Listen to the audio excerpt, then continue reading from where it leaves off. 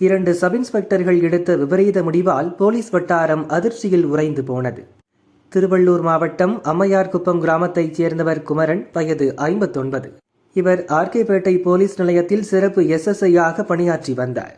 இவரது மனைவி ஜெயந்தி, வயது 55. இவர்களுக்கு தாமோதரன், கோகுல் ஆகிய 2 மகன்களும் ஷர்மிளா என்ற ஒரு மகளும் உள்ளனர். அனைவருக்கும் திருமணம் ஆகிவிட்டது.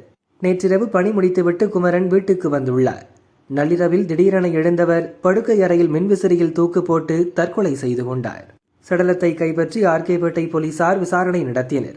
போலீசாரின் முதற்கட்ட விசாரணையில் உருக்கமான தகவல்கள் வெளிவந்தது. குமரனின் தாயும் தந்தையும் அவரது சிறு வயதிலேயே இறந்துவிட்டனர். அவரை வளர்த்து படிக்க வைத்தது எல்லாமே சித்தி வேதவல்லிதான். 4 நாட்களுக்கு முன் வேதவல்லி உடல்நலக்குறைவால் காலமானார். அன்று முதல் குமரன் சோகத்தில் இருந்தார். சரிவர சாப்பிடாமல் மனமின்றி வேலைக்கு சென்று வந்த அவர் தன்னை வளர்க்க சித்திப்பட்ட கஷ்டங்களை மனைவி மற்றும் நண்பர்களிடம் சொல்லி வருந்தினார். போலீசில் சேர்வதற்கும் சித்திதான் காரணம் என கண்ணீருடன் கூறி வந்துள்ளார். சித்தி மீது அதிக பாசம் வைத்திருந்தார்.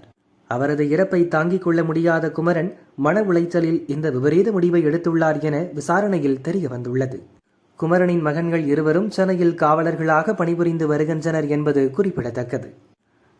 மதுரை மாநகர் குதிரைப்படையில் SSI-ஆக பணியாற்றி வந்தவர் குழந்தைசாமி, வயது 59. மதுரை விஸ்வநாதபுரம் காவலர் குடியிருப்பில் மனைவி செல்வியுடன் வசித்து வந்தார். இவர்களுக்கு 2 பிள்ளைகள். இருவருக்கும் திருமணமாகிவிட்டது. சென்னையில் வசித்து வருகின்றனர். இன்று காலை குழந்தைசாமி காலை உணவு சாப்பிட்டுவிட்டு படுக்கை அறைக்கு சென்று தாழிட்டு கொண்டார். நீண்ட நேரமாக வெளியே வராததால் மனைவி செல்வி அதிர்ச்சி அடைந்தார். கதவை தட்டியும் திறக்கவில்லை. ஜன்னல் வழியாக எட்டி பார்த்தார். கணவர் தூக்கில் தொங்குவதைக் கண்டு அதிர்ச்சியில் அலறினார். தல்லாக்குளம் போலீசார் விரைந்து சென்று உடலை கைப்பற்றி பிரேத பரிசோதனைக்காக மதுரை அரசு ராஜாஜி மருத்துவமனைக்கு அனுப்பி வைத்து விசாரித்து வருகின்றனர். குழந்தைசாமி இதய பிரச்சனையால் அவதிப்பட்டு வந்தார். சமீபத்தில் அறுவை சிகிச்சை செய்து கொண்டார். அதைத் தொடர்ந்து மருத்துவ விடுபெடுத்து வீட்டில் ஓய்வெடுத்து வந்தார். ஆபரேஷனுக்கு பிறகும் இதய பிரச்சனை தொடர்ந்துள்ளது. அந்த விரக்தியில் தூக்கு போட்டு தற்கொலை செய்தது முதற்கட்ட விசாரணையில் தெரிய வந்துள்ளது.